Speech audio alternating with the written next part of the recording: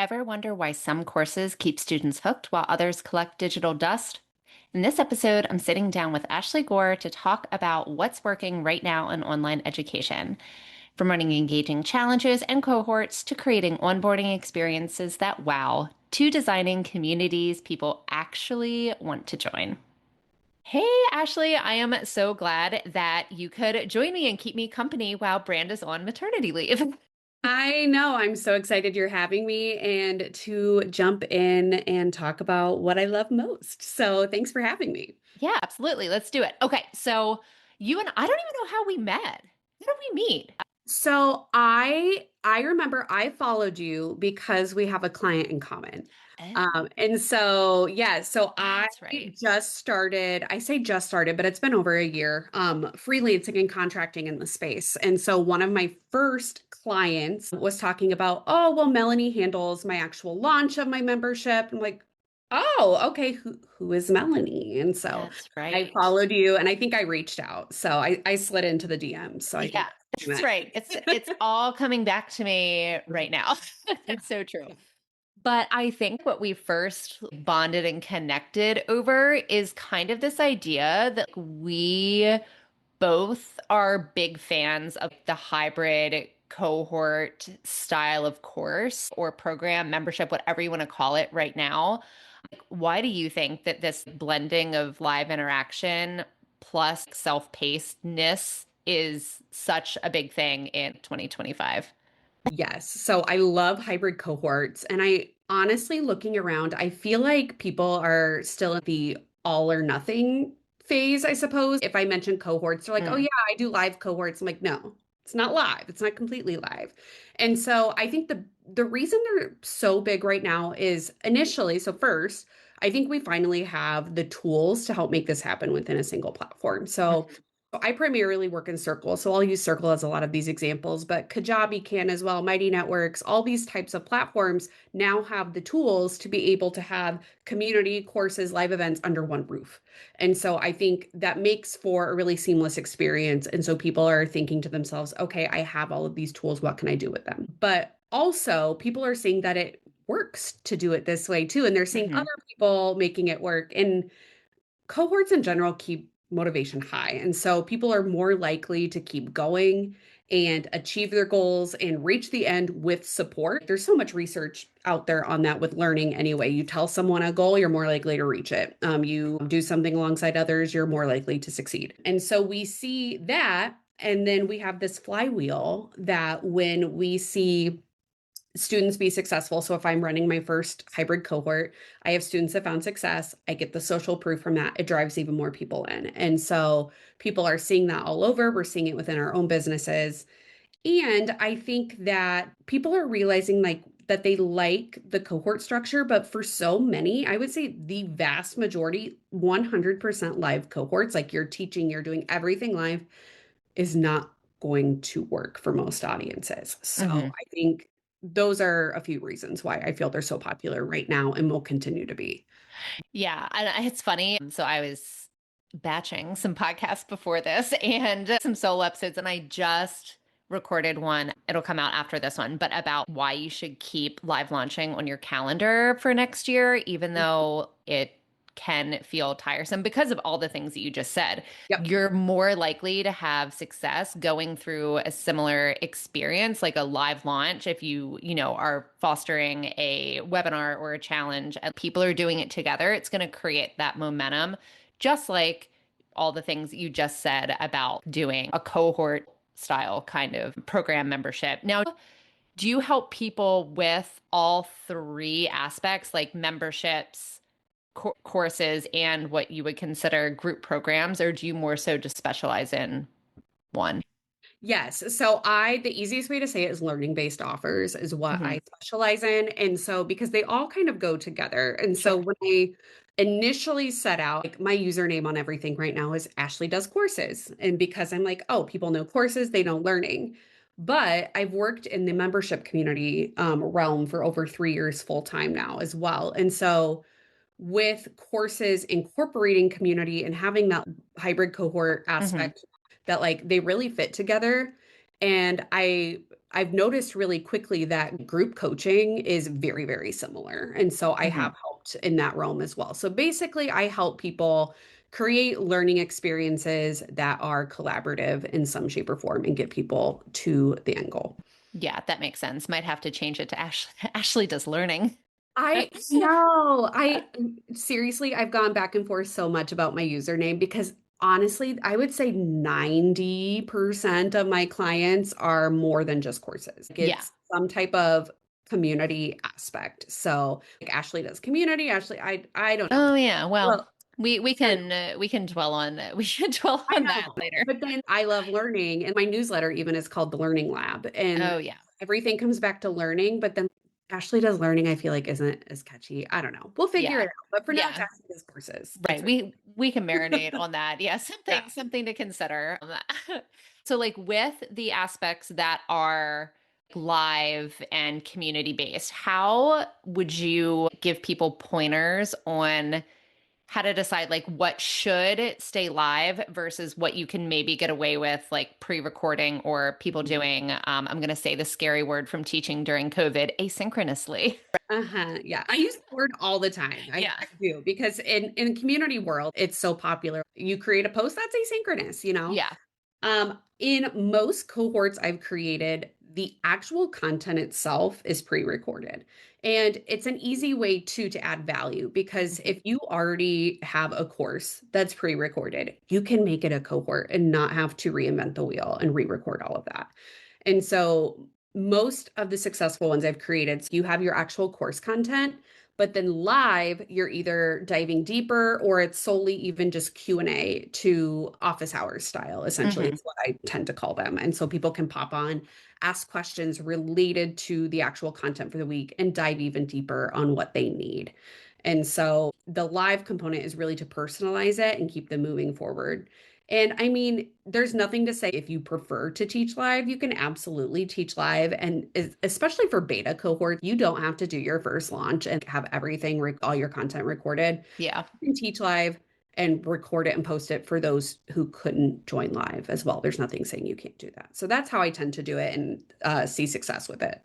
Right. I feel like that makes a lot of sense with especially the beginning and beta. It's, I mean, it's hard to have it all done. And then it also gives you the flexibility to change some things or add some things or take away some things, depending on the people as you get real feedback from real people. But sometimes, do you ever find that when you work with clients that you have the participants, what's the strategy there for like engagement and keeping them engaged the whole way through? Because I think that people start strong, it's just human nature, and then like by week 3 you've gone from 10 Mhm. people live to 4 people live.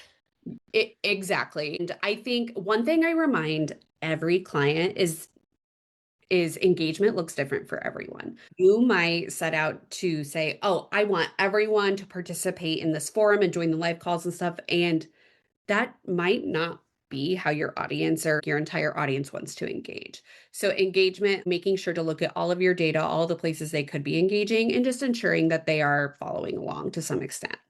My favorite ways, though, to keep people moving forward is, especially if you have some sort of community element, having weekly check in posts of some sort. Mhm. So it's public to the entire cohort. One of the people in one of the first cohorts I facilitated in this style called it positive peer pressure. And Oh. so it just really like, okay, everybody is counting on me to check in this week. And so you could post a check in on Friday and just by the end of your weekend, reply with the answer to these 3 questions. So it's saying where they are in the content, making sure they're about where they should be, but also answering a couple questions about the action items that they Mhm. completed to make sure that they're actually not only watching the content, but taking action. You could also create nudges, whether it's if your platform has direct messaging built in, like direct message them. It could be emails, just weekly nudges like, hey, happy Wednesday. Make sure you're doing XYZ. If you have any questions, don't hesitate to reach out. The Q&As too, I feel like make it a lot more personal too. So every week, if you're showing up to answer questions, you're getting to know the work and the situation and just your people in general and they're going to want to show up for you and each other as well. So a lot of the community and cohort surveys I send out, like I always ask, what is the most valuable component of this experience? It's not the courses, it's not the Yeah. challenge, it's the community, it's the people, is why they stay. And then also, I think people need to realize so across the board, which is abysmal, and we should not be aiming for this, but like like average finish rate for online courses, depending on the industry, is anywhere from 5 to 15% with It's self. so low. Yeah. It's ridiculous.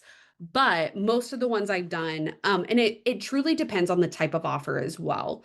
But the ones that I've focused on, so most of my work, I've had obviously a few clients that I've done cohorts for as well, but I create and run cohorts for a major creator in the entrepreneur space.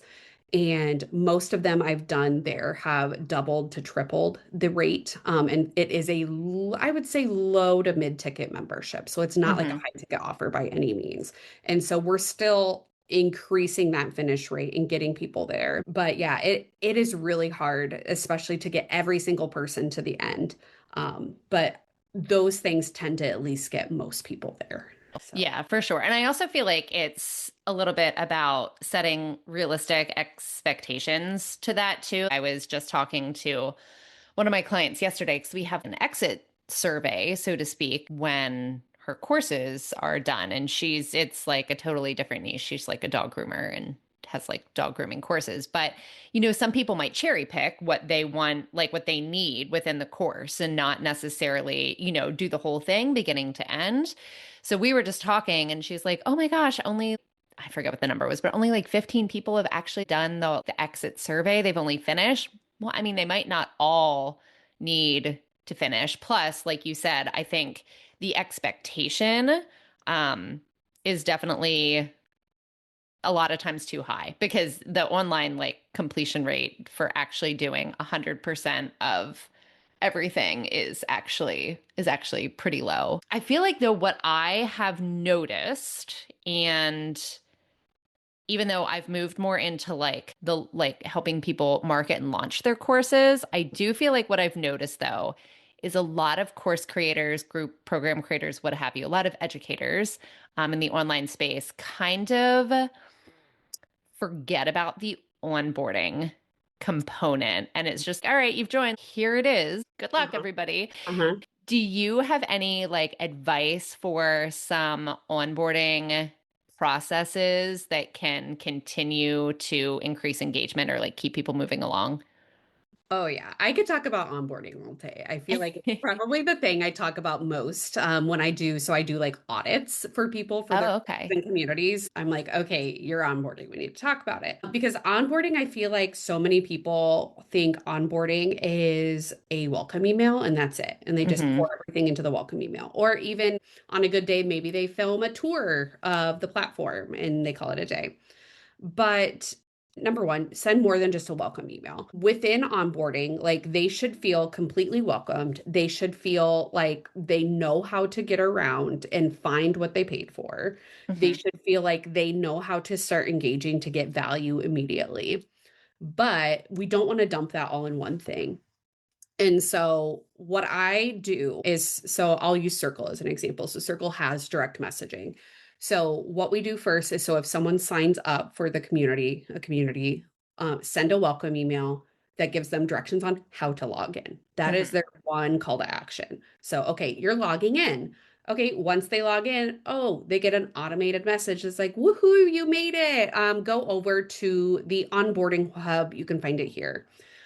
One of my little hacks is to create an onboarding checklist that is in the form of a course. Mm. And so they can like go through it lesson by lesson. It looks like a little checklist. And each one, okay, here's the tour. Okay, now you know how to get around. Okay, here's your next one. Complete your profile. So each one is a bite-sized small win that adds up to being confident of being able to navigate the membership or the course or group program or whatever it is. And so doing that, and then I feel like onboarding also kind of goes hand in hand with just keeping your members engaged in general. And so I recommend everybody to set up some type of automation that checks in if they go inactive. And so you can set that period of time. So I usually do 30 days or whatever it might be. It depends on your membership term Sure. too. But even okay, if they joined and they haven't completed your checklist, your onboarding checklist after 2 weeks, check in and just remind them. After 14 days, check in with this member, send this message. So I would say, I don't remember what the actual original question is. That's my little summary of onboarding tips that I tend to recommend and do for clients. Yeah. What do you think about welcome calls, kickoff calls? You mentioned like the checklist. Have you ever dabbled in any gamification? Is it gamification or gamification?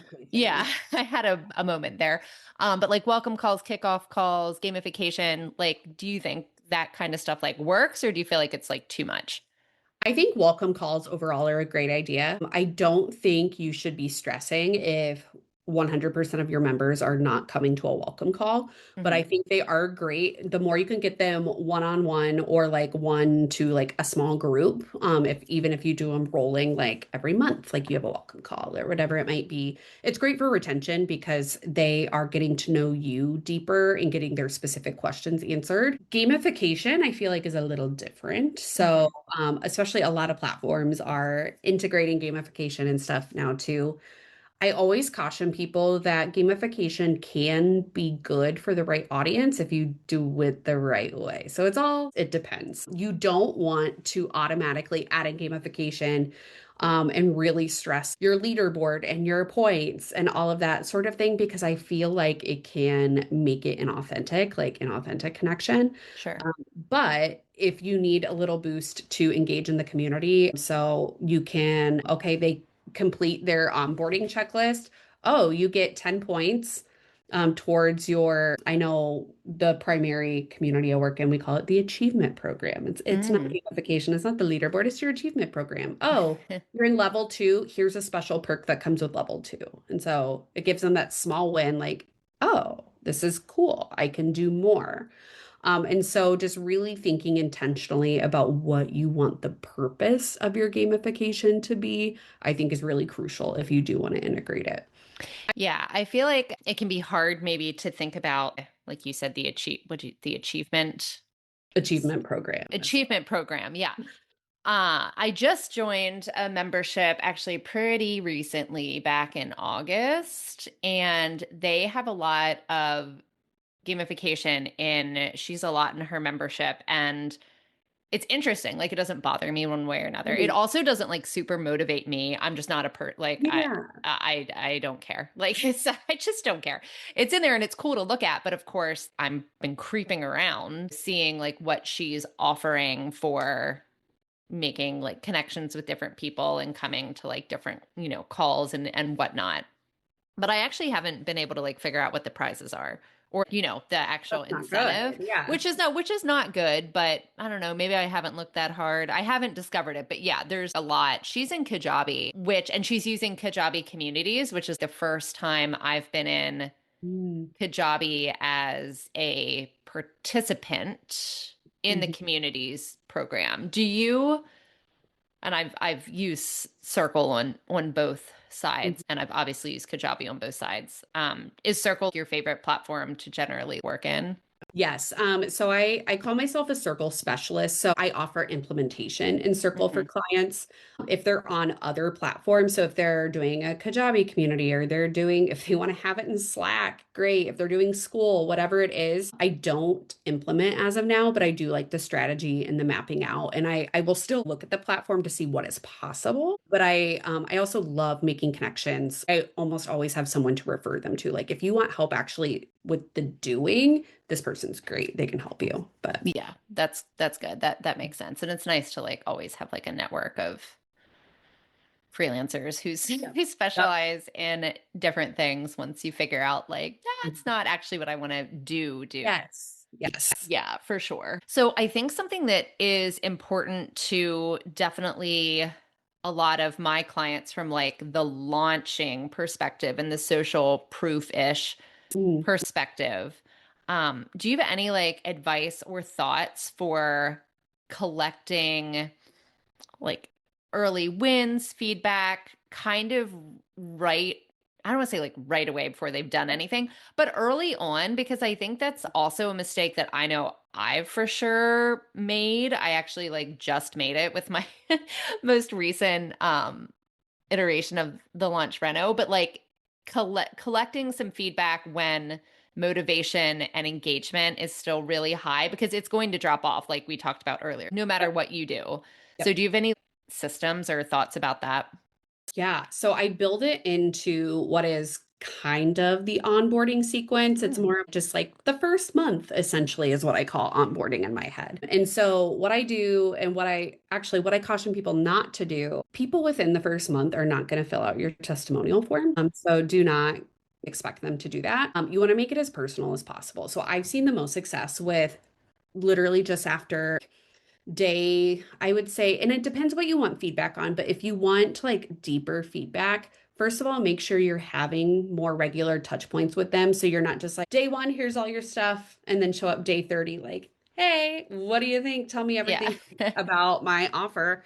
So if you're regularly checking in, so even if you like check in day 14 about something, like just checking in, like, hey, is there anything I can help you with? Even if it's an automated message or email, making it sound as personal as possible. Hmm. And then maybe it depends on what exactly your offer is, but even like day 30, even so if they've been there for a month, you can message them like, hey, so and so, you've been here for a month. I would love to hear and ask Specific. a specific Yeah. question or two that will elicit a win or what they have gotten out of it.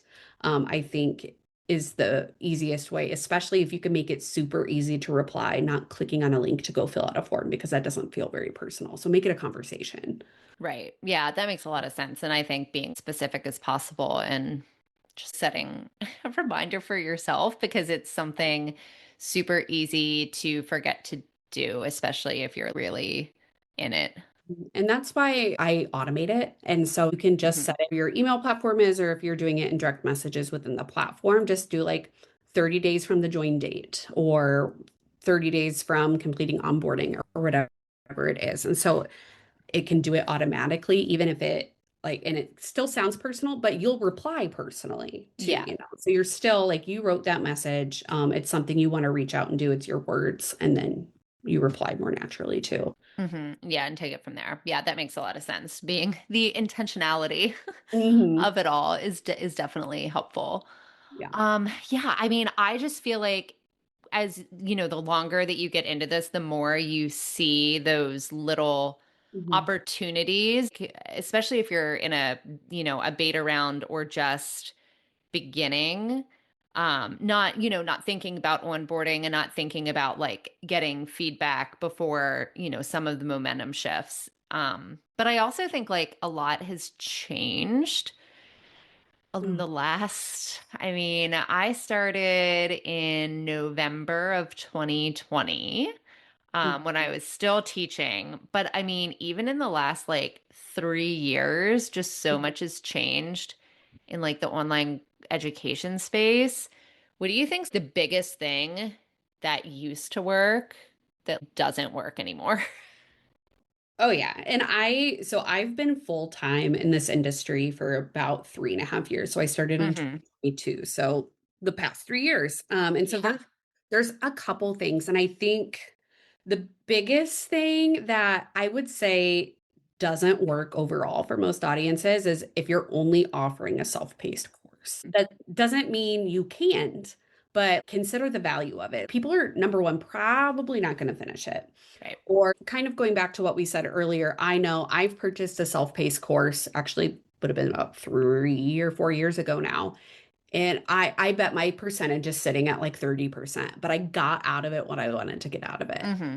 Attention spans are so low. People have more complex situations than ever. We want personalized help. So even if you have a self-paced course, okay, can you offer office hours once a month even? Can you have some type of interaction? Can you have even a single community space? Just thinking of ways to add in interaction and make it as personalized as possible, I think is really important. As well as I feel like so many people, there's a lot of people that still do this. And especially if I have clients that want to create courses with me, it's very natural to want to pack as much information as possible in a course and make really Hmm. long modules and lessons when that's not working and that's not what people want. People don't want a ton of knowledge, they want a streamlined transformation.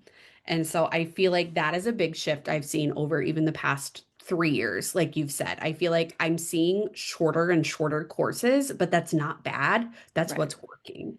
And so if your course is, and completely depends on the audience, right? Like I have a current client who helps people learn literally all of the content knowledge they need for the MCAT. That is completely different Yeah. than someone I have a client who very similar to dog grooming. She teaches people how to train service dogs. Oh, oh, right. And We did talk so about that. Yeah. yeah. They should And they so should do like a partnership. they should. I would be happy to connect. Just having more bite-sized lessons and courses in general to get those small wins too, I think is so important because if you have lessons even longer, honestly, if your lesson's hitting 10 minutes, That's what I would say. I Yeah. usually have 5 minutes, really sweet spot. But if it hits 10, like start to ask yourself, okay, do I need all of this? Can it be 2 lessons? What information can I cut out? And if it's over that, like we really need to talk and make sure that you don't need all of that in one lesson. And there are cases where you do, but it's Sure. pretty rare, I feel like anymore. Anywho. Yeah, I agree. I mean, and even just looking at like the clients that I started with, like some of whom I still work with had very, back in 2021, 2022, very kitchen sinky approaches. Even like the virtual assistant course that I first took like back in 2020 was just like everything you could ever need to know about being a virtual assistant. Not that the modules are like long or anything, but it was everything in Mhm. there, like marketing and your LLC and all Yeah. that stuff. And I think too, people like when they're creating that course, like going back to what you just said about anything you could possibly want to know. And so they Mhm. start creating the course and they're like, well, what if the service dog we're training does exhibits this niche behavior? Or what if you're in this situation? And so it can be really hard for people to like figure out what is the leanest way to present this. And so I always recommend for people like okay, if there's this situation they could be in, but probably not, um, link it as a bonus video or link it as a bonus resource or create a very specific mini course on that topic or a workshop or whatever it might be. But you don't want to subject all of your people, Yeah. you know, To all of the, yeah, yeah, the all of things, the the things. information can for sure be overwhelming. Mhm. Do you think that we're going to like stay on this trajectory into 2026 of kind of moving away from like simply self-paced learning and like moving towards like more community interaction? Do you think that's a trend that's going to continue? I think it will continue. I think that's one of the things that's working and people are doing it more and more now, Hmm. especially with like the shorter courses. I feel like so many people are okay, instead of having one giant course, I have a lot of mini courses, putting those into a membership, which integrates with community. And there's all these sorts of things that can go along with it. So I think we will see more of that. But I do think we'll also see more of some other personalized approaches. There are platforms that are already integrating like AI into helping personalize paths for people and courses becoming smarter with, okay, if a user does this at this lesson, we're going to branch them onto this lesson instead of this one. So Yeah. really hyper personalizing courses, I think, is going to be more popular as well. Yeah. That'd be pretty cool. I don't know a lot about that yet. Mhm. Like the, Yeah. choose your own adventure kind Yeah. of kind of stuff. Exactly. I haven't done really any of it that's like automatic with AI or Yeah. anything. I've kind of done a little bit that's more like, hey, if you're at this point, you should probably jump over here and trying to make that as seamless as possible. But I do know there are some course platforms. Don't quote me. I think Learn Worlds does something Oh. similar where it's more like different paths you can take on a single course.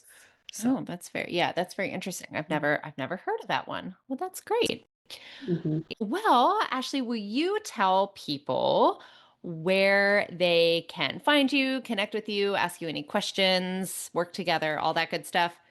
Yes, I would love to. So, my website for all of the information is ashleygore.com.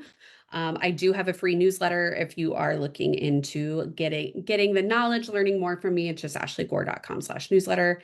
I am primarily active on Instagram, and it's at Ashley Does Courses. Who knows if that'll change, when that'll change, but search for that or search Ashley Gore on Instagram in the future. And then I also hang out over on LinkedIn. So would love to work with you. I think the most popular thing I offer are just one-off strategy calls to help people going in the right place. Like I said, I do work more full-time, 4 days a week, for major creators. So this is currently freelance and contract for me. So strategy calls are a great way to work with me, as well as I do offer one-on-one Slack support for people who just need a little extra support if they're launching, creating their offer, making it better, whatever it may be. Amazing. Thank you so much for joining me today, and we'll talk soon. Thanks. Thanks so much for hanging out with Ashley and I today, where we talked about all things online education, memberships, courses, and group programs, how you can better support your audience and your students with improved onboarding, the benefits of hybrid cohorts, and some thoughts about where course trends are going in 2026. We hope you enjoyed hanging out with us today. You can find the links in the show notes to connect with Ashley. Until next week. Thanks so much for stopping by to hang out with me today. If you want to learn more about how we can work together on a launch strategy or grab a freebie or one of the resources I mentioned, head over to duxburydigital.co/resources. I'll be back here next Tuesday for more practical strategies to take your business from chaos to conversions.